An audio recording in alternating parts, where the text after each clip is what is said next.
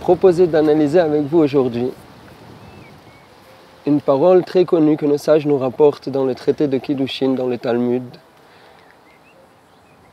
où Hachem nous dit « Barati et Yetzer Hara, Barati Torah Tavlin ». J'ai créé le mauvais penchant et j'ai créé la Torah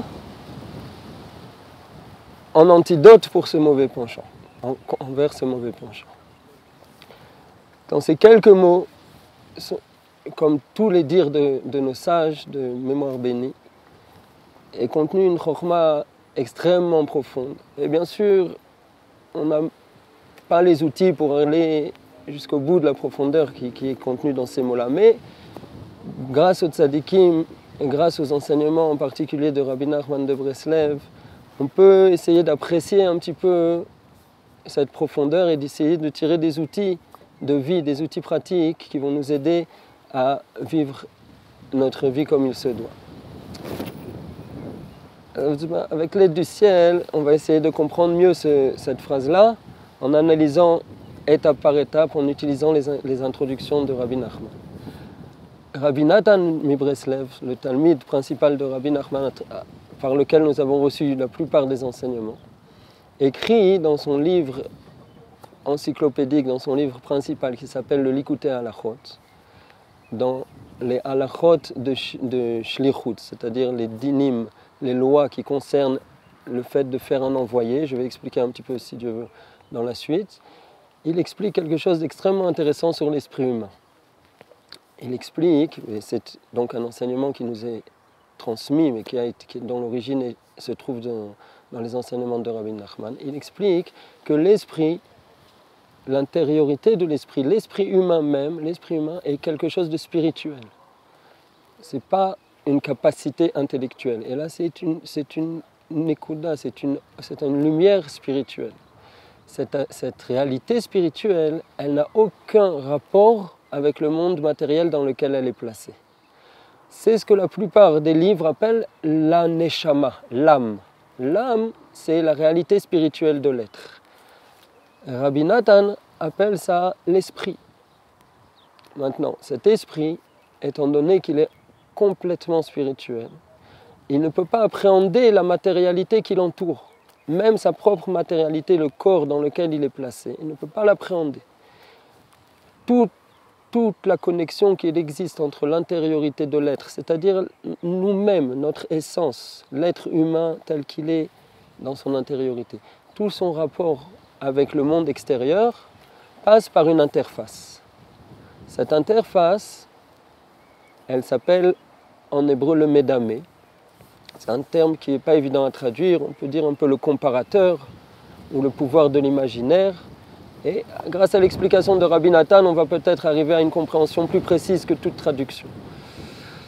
Ce médamé, je vais garder le terme tel qu'il est écrit dans le livre pour essayer de comprendre ce dont on parle. Ce médamé, il est donc capable d'adhérer et de capter le monde matériel et, comme toute interface, de retranscrire ce qu'il a capté à la réalité spirituelle qui est notre âme, qui est notre neshama, qui est nous-mêmes, qui est notre réalité intime. Toute interface, c'est connu dans tous les domaines, une interface, elle est composée de deux parties. Elle est composée d'une partie qui est adéquate et qui sait adhérer au matériel, dans le cas dont on parle, le médamé, une partie qui sait adhérer au matériel, une partie qui sait adhérer au spirituel, plus un pouvoir de transfert, de traduction.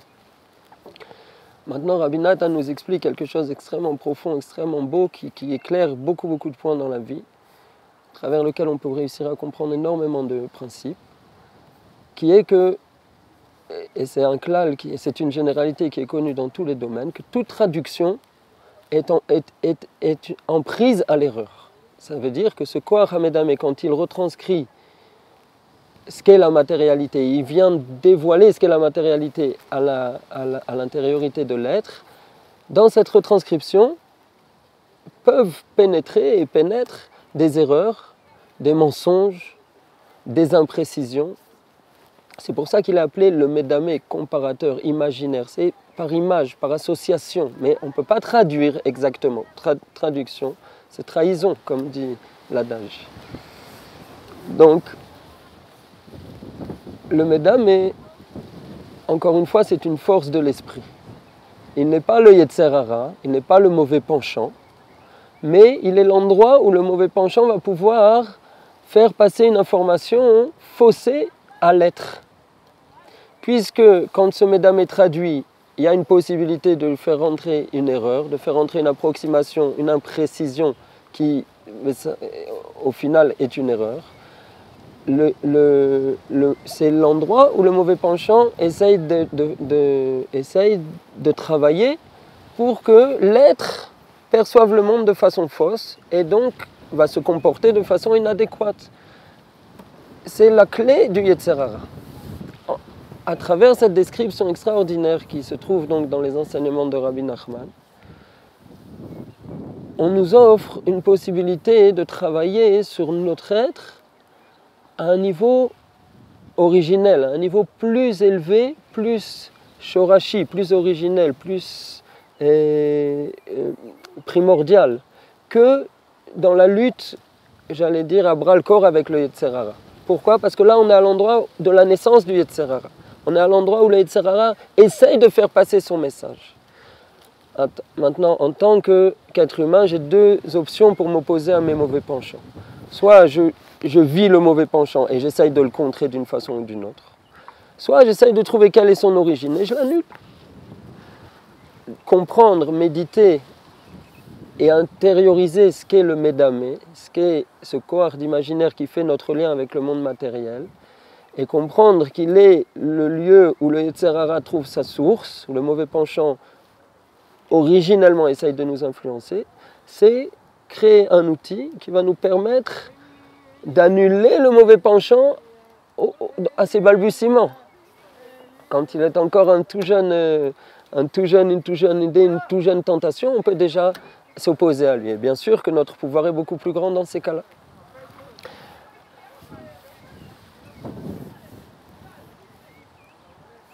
Maintenant, comme l'adage duquel on est parti, que le Talmud nous a rapporté, c'était « J'ai créé le mauvais penchant et j'ai créé la Torah en antidote ».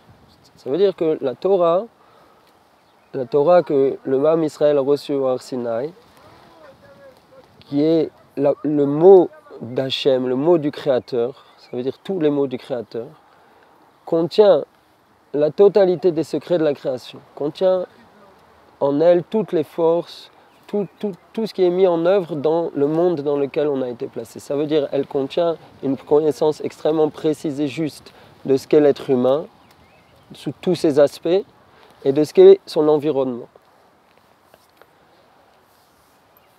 Cette description, elle nous vient du Créateur lui-même. Donc c'est la seule description qu'il serait être dans le monde qui est absolument juste, absolument vraie. Toute description qui a pu être donnée par des observateurs ou par des créatures, elle est forcément faussée, puisque eux-mêmes étant inclus dans la création, ils ne peuvent pas la connaître de façon juste et de façon propre, sans aucune influence. Par contre, la Torah, elle donne cette description. Maintenant, le problème, c'est que moi, en tant qu'être humain, lorsque j'appréhende la Torah, je l'appréhende aussi avec cette phase de traduction. Même un juif qui adhère complètement à la Torah et qui dévoue la plupart de ses forces à réaliser les mitzvot, la façon dont il étudie la Torah, la façon dont il comprend ce que la Torah lui demande, et la façon dont il met en œuvre l'exécution des mitzvot, tout ça est imprégné également d'une marge d'erreur. Puisque comment a-t-il étudié la Torah? Comment a-t-il décidé qu'il allait mettre en œuvre les mitzvot? À travers les informations que le Médame lui a données, que son interface, l'interface qu'il a dans son esprit entre le monde matériel et son être, lui a transcrit. Donc, comme on a expliqué, il y a déjà une possibilité à l'erreur de se rentrer dans ce processus. C'est pourquoi le Rav Dessler, dans son livre Mirtav Mi'aliyahu, après avoir décrit tous les points où le Yetzer Hara peut nous tromper, il dit, si on regarde le tableau comme ça, on est presque sans espoir. Bien sûr, c'est juste une introduction, on va comprendre tout de suite qu'il y a oui un espoir, mais quand on comprend à quel point le Yetzer Hara, le mauvais penchant, influence toute information avec laquelle on est mis en contact, on se dit, mais comment je vais m'en sortir? Même quand je viens à l'antidote, et quand je mets en œuvre l'antidote, ce qui est la meilleure chose que je puisse faire, mais cet antidote, il a déjà été traité par le mauvais penchant lui-même. Comment est-ce qu'il va marcher? C'est pourquoi on a besoin d'être tzadikim, et c'est pourquoi on puise abondamment dans la Torah de Rabbi Nachman de Breslev pour comprendre les concepts les plus simples qui sont mentionnés. On doit les comprendre, on doit les recevoir d'un maître qui a réussi à atteindre une clarté d'esprit absolue.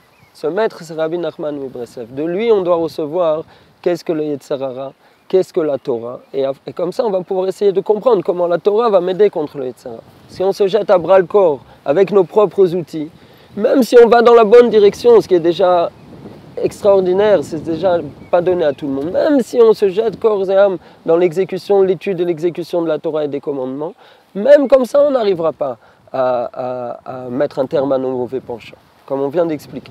Par contre, si on médite et si on est zoché, si on a le mérite, si on a l'aide du ciel de pouvoir s'imprégner des enseignements de Rabbi Nachman, beaucoup plus grandes seront nos chances d'arriver à faire les choses telles qu'on doit les faire. Pourquoi? Parce qu'au lieu de ma propre compréhension qui est imprégnée des erreurs de mon médamé, j'utilise la compréhension de quelqu'un qui a réussi à être ce qu'on appelle mevarer son koar à médamé. Il a éclairci totalement cette interface-là. Il a fait que cette interface-là, dans son esprit, retransmet les données sans la moindre possibilité que rentre une erreur. Comment ça se fait? Justement, c'est ce dont on va essayer de parler aujourd'hui. On va essayer d'ouvrir la porte, que tout le monde puisse, sur les traces de Rabbeinu Akadosh, de notre saint maître Rabbi Nachman de Breslev, tout le monde puisse se préparer en tout cas à aller dans cette voie-là.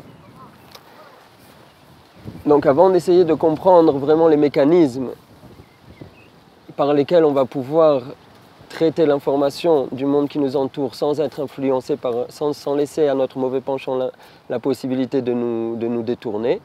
Je vais résumer très clairement. Notre être, un être humain, il est ce qu'on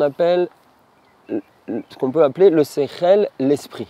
Il est un esprit, il est une réalité spirituelle qui est habillée qui se trouve dans un contexte physique. Le corps, le cerveau même n'est qu'un support matériel de la réalité de l'être. La réalité de l'être est une réalité spirituelle. Dans les livres de la Chassidoute, à partir du Saint Baal Shem Tov, on a décrit cette particule interne de l'être, qui est l'être lui-même, comme étant Chelek Eloka Mima'al. Si on peut se permettre de traduire, une particule divine qui vient d'en haut. Ça veut dire que Hachem, lorsqu'il a créé le monde,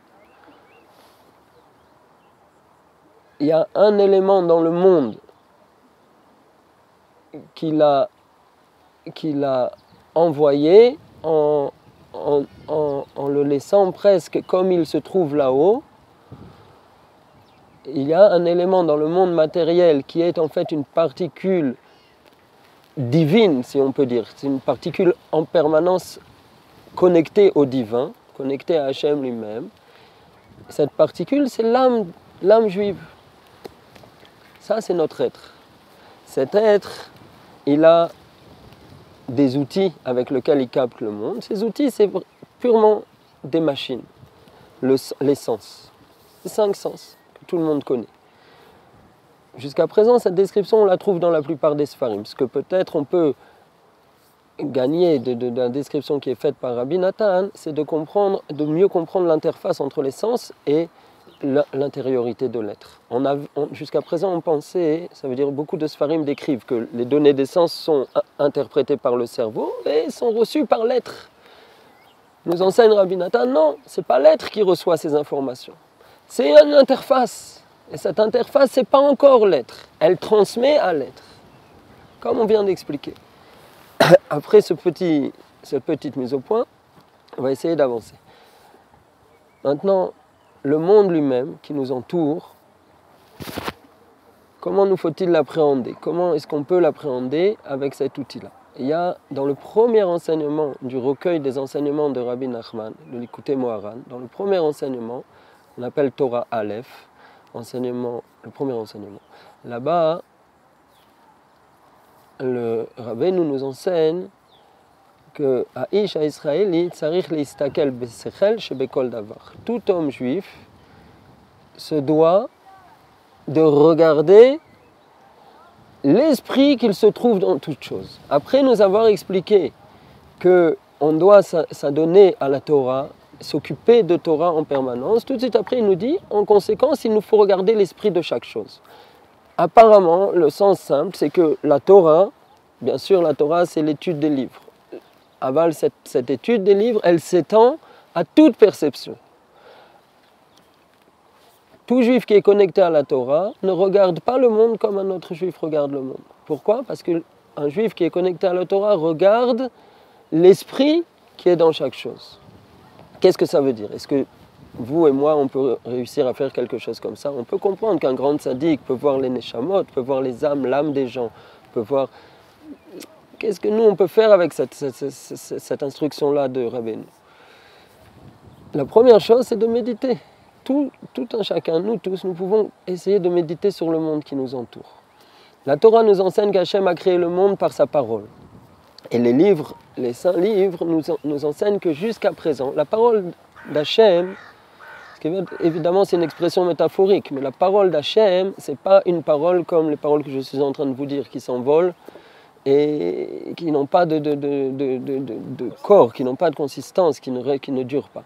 La parole d'Hachem, elle est infinie, elle est éternelle. Toute parole prononcée par Hachem n'a pas été prononcée à un moment pendant un temps fini, et là c'est une réalité qui existe dans le monde. Et les livres nous expliquent quelque chose d'extraordinaire.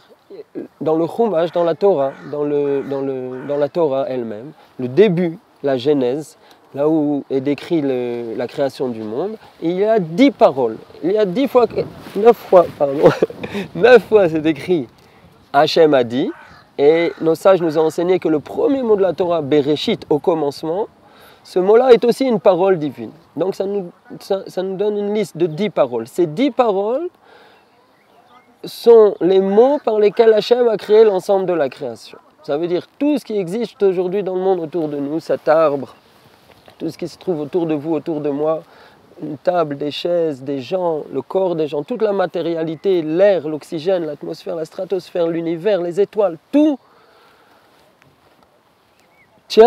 existe sur ces 10 paroles jusqu'à aujourd'hui. Les Sfarim expliquent en détail comment ces paroles se décomposent, les lettres qui forment ces paroles servent de support et la matérialité habille ces lettres. Des idées profondes qui ne sont peut-être pas pour nous à développer pour aujourd'hui. Peut-être on aura l'occasion d'y revenir. En tout cas, chacun de nous peut méditer que ce que je perçois avec mes sens, ce n'est pas la chose elle-même. C'est une enveloppe. Ce que je perçois, la matérialité que je perçois, c'est un habit. Et bien sûr, on connaît ça tous. Nous tous, on connaît ça. Comment on connaît ça? Quand on est en rapport avec d'autres êtres humains. Tout le monde sait, quand il parle à son ami, à son entourage, à ses enfants, à sa femme, à ses parents, tout le monde sait qu'il n'est pas en train de s'adresser à des pompes, et à des ventricules, et à de la gelée, ça veut dire à la réalité biologique de l'être. Tout le monde sait qu'on n'est pas en train de s'adresser à une machinerie. Mais pourtant, l'être humain, si je regarde, si on prend un être humain, on le dissèque, ça raconte une machinerie, des organes associés les uns aux autres. Tout le monde sait que je ne m'adresse pas à une machinerie maintenant, je m'adresse à un esprit, je m'adresse à une neshama. Tout le monde est conscient qu'un être humain, il n'est pas l'enveloppe que mes yeux me décrivent et que je perçois avec mes sens. Cette réalité-là, elle est vraie non seulement pour un être humain, elle est vraie pour tout ce qui se trouve dans la création. Tout ce qui se trouve dans la création est une lumière divine, une lumière qui vient d'une parole divine, une parole de Dieu, habillée sous une forme matérielle. Si déjà on commence à méditer cette chose-là, et à regarder, essayer de regarder le monde avec cette connaissance-là, avec cette conscience-là, notre perception du monde change complètement. Petit à petit, on va commencer à comprendre que en réalité, le monde entier est un livre, est une parole, comme on vient d'expliquer, que c'est vraiment une parole, qu'Hachem m'adresse. Puisque je perçois aujourd'hui telle chose, telle chose, telle chose, je parle avec telle personne, je vois un arbre, je vois des oiseaux, je vois des nuages, je vois... Toutes ces choses-là viennent me parler. Toutes ces choses-là sont des paroles d'Hachem et elles s'adressent à moi puisque je les perçois maintenant. Même si je ne sais pas encore décrypter le message. Et bien sûr, il va falloir beaucoup d'années de travail pour décrypter clairement tous les messages. Mais il y a des messages qui sont plus ou moins clairs, mais décrypter clairement, c'est beaucoup, beaucoup de travail.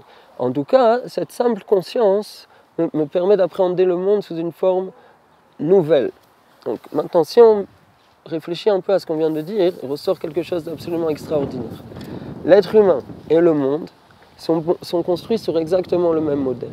L'être humain, il a une partie physique, mais sa réalité est spirituelle, c'est son esprit. Et il a un traducteur, comme on a parlé au début, le Médamé. Et le monde, c'est exactement pareil. Le monde, il n'a pas de traducteur, il n'en a pas besoin. Mais il a une partie physique, l'enveloppe, et une partie spirituelle. Maintenant, qu'est-ce qui se passe? Si je perçois le monde et je cherche à le percevoir avec ma partie spirituelle, avec ma neshama, avec mon âme, parce que je sais que c'est la réalité de mon être. Si je suis quelqu'un qui se cherche lui-même, qui cherche quelle est ma réalité, quel est mon rapport au Créateur, quelle est ma spiritualité, quelle est mon intériorité. Lorsque je perçois le monde, la même méditation, je l'applique au monde, quelle est l'intériorité des choses que je perçois. Alors il va se passer un phénomène de résonance. Ce phénomène de résonance va faire que tout le travail que je fournis sur mon être m'aide à révéler l'intériorité du monde. Et toute l'intériorité que j'arrive à percevoir dans le monde, toute la profondeur que j'arrive à dévoiler dans le monde, va m'aider à dévoiler ma propre personnalité, ma propre neshama, mon propre être intime et spirituel. Et je suis déjà un être humain différent, complètement différent de quelqu'un qui est complètement adonné aux erreurs qui se trouvent dans son Médamé. Autrement dit, on a le choix entre deux sortes de vie. On peut vivre dans l'interface qui vient nous retranscrire le monde Gashmi et s'arrêter là. Je suis uniquement interface. Et beaucoup de gens dans le monde aujourd'hui vivent comme ça. Ça veut dire, l'interface me dit, ça c'est du bois, c'est de la matière, un arbre, c'est des feuilles, du verre, des couleurs, des formes, des couleurs, des formes, des couleurs, des formes. Je vis dans un univers de couleurs et de formes. Et j'apprends à bouger avec ça, à utiliser ça. Et j'arrive à vivre. Mon plaisir c'est de manger, mon plaisir c'est de dormir. Toutes sortes de choses uniquement matérielles. Je me réduis à un être purement matériel. Quel mal à ça? Et je vois bien, tous les animaux sont des êtres matériels. La plupart des êtres humains sont très contents de cette réalité-là. Voilà, ça me suffit. Nous enseigne Rabbi Nathan, si on fait ça, on n'utilise même pas son être. On n'a pas commencé à toucher à notre être, à notre esprit. Peut-être c'est pour ça, toujours, je me suis interrogé. Les études montrent qu'on n'utilise qu'un pourcentage très faible du cerveau. Quelques pourcents, 3, 4, 5%. Tous les scientifiques se demandent pourquoi on utilise si peu. Autant d'avoir dans l'ADN, le code génétique de chaque cellule. Chaque cellule utilise très peu de son code génétique. Comment ça se fait? En fait, c'est peut-être parce que la plupart des êtres humains n'utilisent pas leur être. Ils utilisent 5% de leur être, le traducteur. Je suis le traducteur. Je ne cherche pas à faire passer l'information à l'intérieur de mon être. Je me contente de la matérialité des choses. Je n'ai pas besoin du traducteur. Je vis, le traducteur a remplacé mon être. Il n'a plus besoin de traduire. Je prends l'information telle que l'essence la donne et je m'en contente. Ça, c'est un choix de vie. Et puis, selon la Torah, c'est pas le bon choix. Pourquoi? Parce que pourquoi vivre dans 5% quand on peut avoir 100%? L'être, c'est pas ça. L'être, c'est quelque chose de spirituel qui transcende toutes ces limitations matérielles. Et le monde aussi. Laissons le monde et l'être se parler et se révéler l'un l'autre. Et arrivons à notre potentiel, arrivons à notre être, et là on découvre la connexion avec le Créateur, qui n'est pas une création. Le Créateur nous a créés il y a tant et tant d'années. Non, le Créateur nous crée et nous parle et nous enseigne et nous révèle comment vivre une relation avec lui, avec le monde, une relation vraie. C'est ce que dit Rabbi Nachman dans la suite de l'enseignement, du premier enseignement. Il dit, lorsqu'on arrivera à regarder comme ça le sechel qui est dans toute chose, l'esprit qui est dans toute chose, toute chose va venir nous enseigner comment servir Hachem. Qu'est-ce que ça veut dire? Toute chose. Un arbre va m'enseigner comment servir Hachem? Oui, si j'arrive à percevoir que l'arbre, il est une parole d'Hachem, à travers le simple fait que je perçois cet arbre, je suis en contact avec Hachem. Si je suis en contact avec Hachem à travers tout ce que je regarde, tous les gens avec qui je parle, tous les échanges que j'ai avec le monde, donc je suis en permanence en contact avec Hachem, le monde entier est en train de m'enseigner comment vivre ce contact. Ça s'appelle Avodat Hachem, ça s'appelle le service divin, ça s'appelle vivre avec Hachem. Vivre avec Hachem, c'est la traduction correcte de service divin. Ne pas oublier Hachem, le percevoir et vivre avec lui, avoir cette conscience, c'est le servir. Ça me fait penser à quelque chose d'assez intéressant qu'il y a dans les mitzvot. La Torah, le corps de la Torah, c'est les mitzvot, les commandements. L'exécution des commandements, c'est le corps de la Torah. L'essentiel pour un juif, c'est de faire les mitzvot. Avec ce qu'on vient de dire, on comprend que c'est l'essentiel. Même si quelqu'un fait les mitzvot en tant qu'objet extérieur, c'est pas vraiment l'essentiel. Ça veut dire, bien sûr, c'est bien, il aura des récompenses, il aura le hamaba, c'est très important. Mais il rate l'essentiel parce qu'il ne s'engage pas dans les mitzvot avec la totalité de son être. Il faut aussi, pour réaliser les commandements de façon simple, les aborder comme étant quelque chose qui vient du Créateur et qui est profond, qui s'adresse à l'âme. Où est-ce qu'on voit une allusion à cette chose-là? Dans le mot mitzvah lui-même. Le mot mitzvah, il s'écrit en hébreu par 4 lettres. Mem, tzadik, vav, he. Même si on ne connaît pas les lettres, c'est pas grave. On peut comprendre le message qui est caché dans le mot mitzvah. Une des transformations, un des jeux avec les lettres qui existent dans les livres sacrés, s'appelle Adbash. Adbash, c'est très simple. Je vais vous expliquer comment ça marche. Si on écrit tout l'alphabet en hébreu, Aleph, Bet, comme A, B, C, D, E, F, et en dessous, on écrit sous la ligne d'en dessous le même alphabet dans l'ordre inverse. Ça fait qu'on aura, par exemple, si je regarde la première colonne, j'aurai le A qui correspond au Z. En hébreu, ça sera le Aleph qui correspond au Tav, etc. La deuxième lettre correspondra à l'avant-dernière, la troisième à l'antépénultième, etc., etc.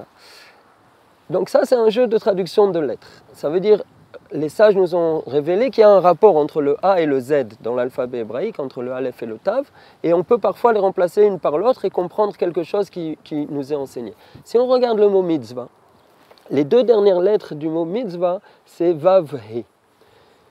Les 2 premières lettres, c'est Mem, Tzadik. Si je transforme Mem, Tzadik par la transformation Adbash que je viens de décrire, le Mem devient Yud et le Tzadik devient He.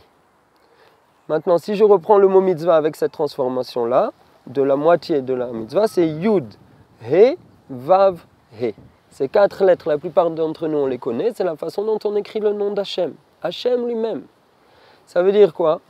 Si je sais le dévoiler, chaque mitzvah est une connexion avec Hachem lui-même. Chaque mitzvah est Hachem lui-même qui vient me dire « Connecte-toi à moi, exécute cette mitzvah. » Aval pénètre l'intériorité de la chose, transforme le même et le tzaddik en yudhe, travaille, médite, comprend qu'on parle ici de réalité profonde, adhère à ces réalités profondes avec la profondeur de ton être. À travers ça, tu vas me découvrir. C'est très facile à faire avec les mitzvot, ça prend seulement quelques années.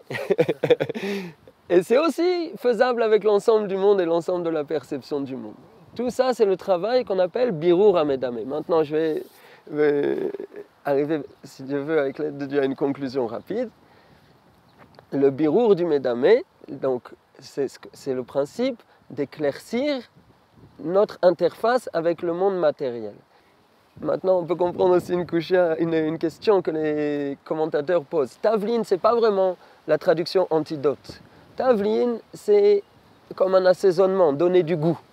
Donc si on traduit plus précisément, on peut dire que la Torah, elle donne du goût au Yetzer Hara. Qu'est-ce que ça veut dire? Maintenant, on peut comprendre ça très clairement. Elle lui donne un goût de émet, de vérité, elle lui donne un goût de vérité. Elle en fait quelque chose qui a du goût, quelque chose qui est bon. Pourquoi? Parce qu'il n'est plus Yetzer Hara. Il ne traduit plus, il n'y a plus d'erreur, il n'y a plus rien. Au contraire, il devient l'outil de découvrir Hachem. Je vais finir par une toute petite histoire. un des grands sages de la Chassidoute, quand il s'est approché des enseignements de la Chassidoute, il est allé étudier chez le Maguid de Mezrich, le Talmid principal du Baal Shem Tov. Après quelques mois, il est rentré chez lui. Son père lui a demandé « Qu'est-ce que tu as étudié là-bas? Qu'est-ce qu'il y a de spécial dans ces enseignements-là » Il lui a dit « J'ai étudié, j'ai compris ce qu'on dit le matin dans la Tfila. » On dit le matin dans la Tfila, dans les brachot, qu'on dit avant le Kriyat Shema, avant de dire Shema Israël le matin, on dit 3 mots. Molea Haaretz Kinyanecha, tu as rempli la terre de tes acquisitions. La terre est pleine de tes acquisitions. Le sens simple de cette phrase, c'est de dire que tout dans le monde est à Hachem. Le mot Kinyan, Kinyanecha, c'est acquisition. Alors son père lui dit, c'est ça que tu as appris. Un enfant de 6 ans, il sait aussi prier, il sait aussi dire ça dans la tefila, dans la prière le matin. Il lui dit, non, j'ai compris que Malea Haaretz Kinyanecha, c'est pas que la terre, toute la terre, tout le monde sont à toi, sont des acquisitions à toi. Et là, la terre, le monde entier sont des moyens de t'acquérir, Hachem, sont des moyens de t'attraper, sont des moyens de te connaître. Je pense que c'est en adéquation exacte avec ce qu'on vient de décrire. Développons cette conscience que le monde entier nous parle et nous crie qui est notre créateur, qu'on a en nous les outils pour percevoir le monde sous cette forme. C'est ce que notre être demande, et c'est ce que le monde demande à nous enseigner ça, et notre être demande à recevoir cet enseignement. Et on a l'outil de traduction pour le faire. Les maasés, pour faire ça dans la pratique, étudier la Torah, savoir comment elle nous décrit le monde, et essayer de percevoir cette description, qui est la description vraie de notre entourage. Au lieu d'essayer de faire adhérer ce qu'on lit et ce qu'on étudie à ce qu'on perçoit, essayons de faire adhérer ce qu'on perçoit à ce qu'on a lu et ce qu'on a étudié et qu'on sait être vrai. C'est le moyen d'affronter le Yetzer Hara sur toutes ses formes à sa source. Et donc c'est le moyen le plus simple de s'en débarrasser. Hachem Yezakenu, qu'on ait le mérite, Bezrat Hachem, d'affaiblir notre Yetzer Hara le plus possible. Et pour recevoir la lumière, pour recevoir la joie, pour recevoir le bonheur d'être en connexion avec notre Créateur. Nous aide, Bezrat Hachem, Hachem nous a donné à lire les paroles de tous les tzadikim, à commencer par la Gemara et tous les tzadikim, Rabbi Nachman Breslev et ses magnifiques.